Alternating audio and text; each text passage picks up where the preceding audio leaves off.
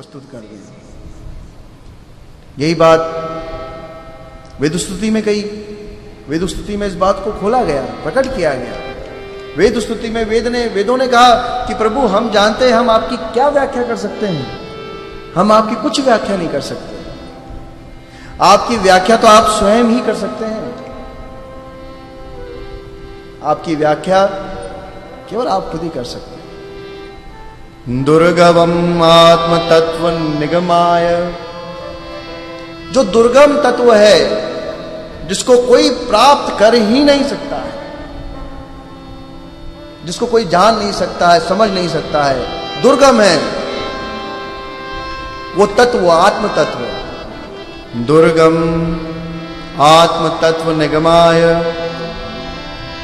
तावत तनोश्चरितः, उस आत्म तत्व को बहुत सरल करने के लिए, सबको समझाने के लिए, अपने भक्तों पर अनुग्रह करने के लिए आप तावत तनो, आप शरीर धारण करते हैं। और फिर क्या करते हैं? चरितम महामृताम भी, आप अपने ऐसी दिव्य सुंदर लीलाओं का ऐसा समुद्र खड़ा कर देते हैं, ऐसा प्रेम का सागर खड़ा कर देते हैं कि परिवर्त परिश्रमणा, कि जो थक गए हैं, अनंत जन्मों से भटकते हुए थक गए हैं, आपको ढूंढते ढूंढते थक गए हैं, उनको विश्राम मिलता है आपकी उन लीलाओं को देखकर। केवल एक यही कारण है नाथ जो आप अवतार लेते हैं। आप अवतार किसी कोई खास प्रयोजन के लिए नहीं लेते हैं। कोई प्रयोजन आपके लिए क्या है? जब आपकी एक संकल्प मात्र से, एक संकल्प के अंश मात्र से अनंत सृष्टियां बन जाती हैं, बिगड़ जाती हैं, तो फिर कोई प्रयोजन आपके लिए क्या हो सकता है अवतार लेने का? आप तो सिर्फ करुणा करते हैं अपने भक्तों को, अपना प्रेम दिखाने के लिए, इसलिए आप अवतार लेते हैं कृष्ण। वेद स्तुति में वेद कह रहे हैं, श्रुतियां कह रही हैं कि हम आपको नहीं जान पाए, आपके तत्व को नहीं जान पाए कृष्ण। आपके तत्व को तो केवल आप ही जना सकते हैं। जय ही जानिए सोई जानिए, जय देव जनाई, जानत तुम ही हो जाए। आपको वही जान सकता है जिसको आप जनाना चाहते हैं, क्योंकि आप दुर्गम हैं। ये शाम सएव भगवान दयत अनंत,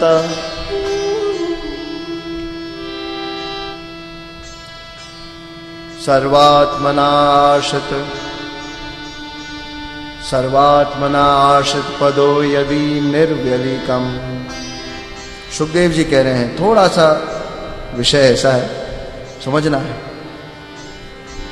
कह रहे हैं कि भगवान आपको कोई नहीं जान सकता। अगर कोई जान सकता है तो केवल वो जान सकता है। कौन? ये शाम सएव, जिस पे आप दया करते हैं, दयानाथ दयित अनंत, आप दया करके अपने आप को जनाते हैं, वरना कोई जान नहीं सकता। ये शाम सएव भगवान दयित अनंत, सर्वात्मनाश्रित पदो यदि निर्व्यलिकम, ते दुस्तराम तीतरंतिम च देव मायाम। वही है, केवल वही है जो आपकी माया तीतरंती, उससे आगे निकल जाते हैं, आपके स्वरूप को पहचान जाते हैं। जो दुस्तर माया है आपकी, ते दुस्तराम तीतरंतिम च देव मायाम। और जो विषयी लोग हैं तो वो क्या निकल सकते।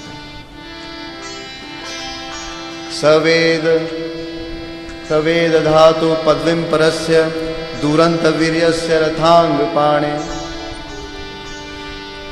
आपको वही जान सकता है, आपके दुरंत वीर्य को वही जान सकता है जिन्होंने आपके चरण कमल की शरण ले रखी है, जो सतत केवल आपके चरण कमलों को पकड़े हुए हैं, कहीं और नहीं देखते हैं।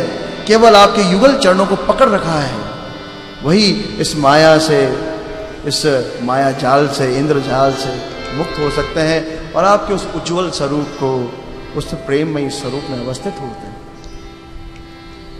और इसीलिए आप कृष्ण, आप इसलिए अवतार ग्रहण करते हैं ताकि आप लीला कर सकें। ब्रह्मा जी कहते हैं, प्रपंचो निष्प्रपंचो अपि विडम्ब्यसि भूतले। नाथ, क्या आवश्यकता पड़ गई आपको? आप तो आनंद में स्थित हैं, गोलोक में आराम से लीला कर रहे हैं, अपनी सखियों के साथ रस में डूबे हुए हैं। क्या आवश्यकता पड़ गई जो यहाँ मानव देह लेने की, इस पंच भौतिक शरीर में आने की? क्या आवश्यकता पड़ गई? प्रपंचो ही निष्प्रपंचो अपि विडम्ब्यसि भूतले। ये विडंबना जो है भूतल, जहां सिर्फ काम क्रोध मद लोभ है, जो आसुर योनि है, क्या आवश्यकता पड़ गई नाथ इस प्रपंच में आपको आने की? तो बता रहे हैं केवल एक ही कारण है प्रभु, और कोई कारण मुझे समझ में नहीं आता है। ब्रह्मा जी कह रहे, और कोई कारण मुझे समझ में नहीं आता है।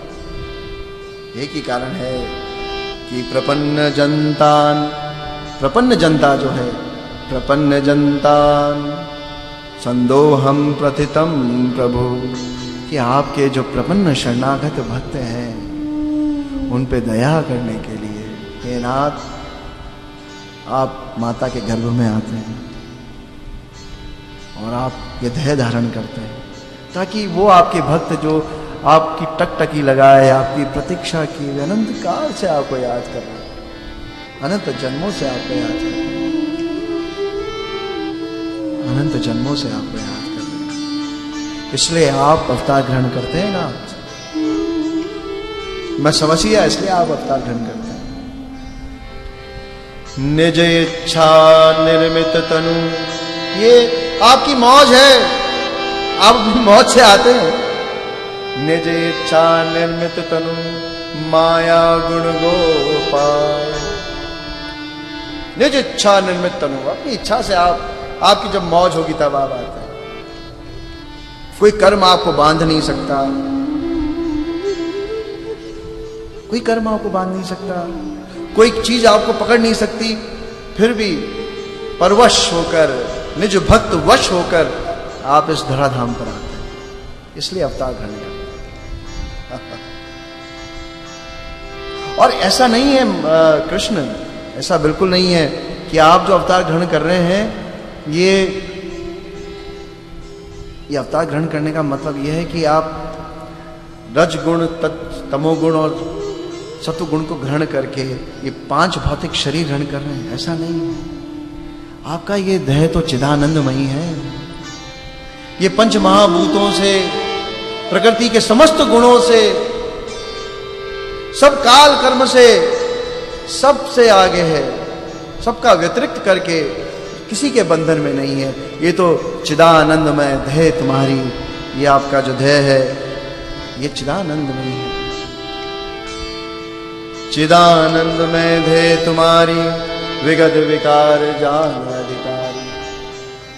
जो अधिकारी लोग हैं वही जानते हैं कि ये आपका जो स्वरूप है कृष्ण, ये चिदानंद है, ये तो साक्षात आनंद है। और ब्रह्मा जी ने तो यहां तक कह दिया कि हे कृष्ण, मैं जानता हूं, जब ब्रह्मा जी का मोह भंग हुआ और श्री ठाकुर ग्वाल के रूप में खड़े हुए थे, कैसे रूप में? नौमिड्यते अभ्रवपुषे तडी अंबराय, एक ग्वाल के रूप में खड़े हुए हैं, मोर पिछ लगा रखा है, गाय को बांधने का जो रस्सी होती है, धोना जिसे कहते हैं, उसमें मयूर पंख लगा रखा है, एक हाथ में दही का टुकड़ा है, एक हाथ में अचार और रोटी है, कमर में बंसी घोष रखी है, पीतांबर पहन रखा है झिलमिलाता हुआ, सांवला शरीर है, कजारी नैन है और वैजंती माला पहन रखी है, वन माला, जंगली फूलों की माला पहन रखी है। गुंजा के पुष्प जगह जगह लगा रखे हैं। अलग अलग पुष्पों को पीस कर जो रंग होता है उस रंग से चित्रकारी कर रखी है, अलग अलग, यहाँ इधर ऐसे एकदम नट की तरह।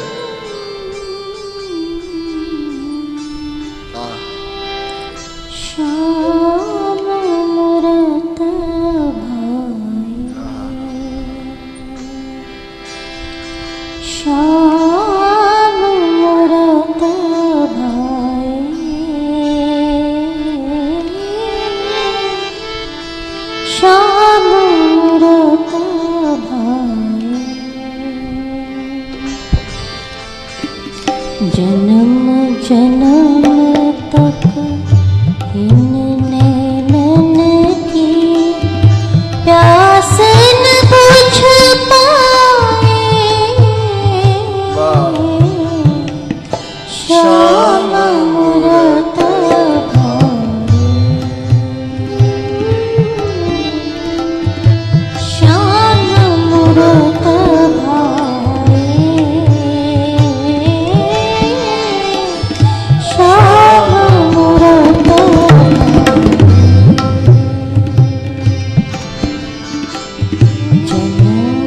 जन्म तक इन नैनन की प्यास न बुझ पाए,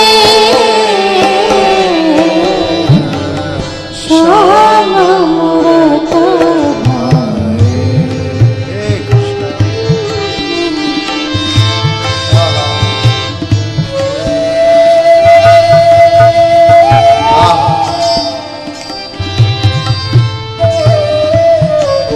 ब्रह्मा जी कह रहे हैं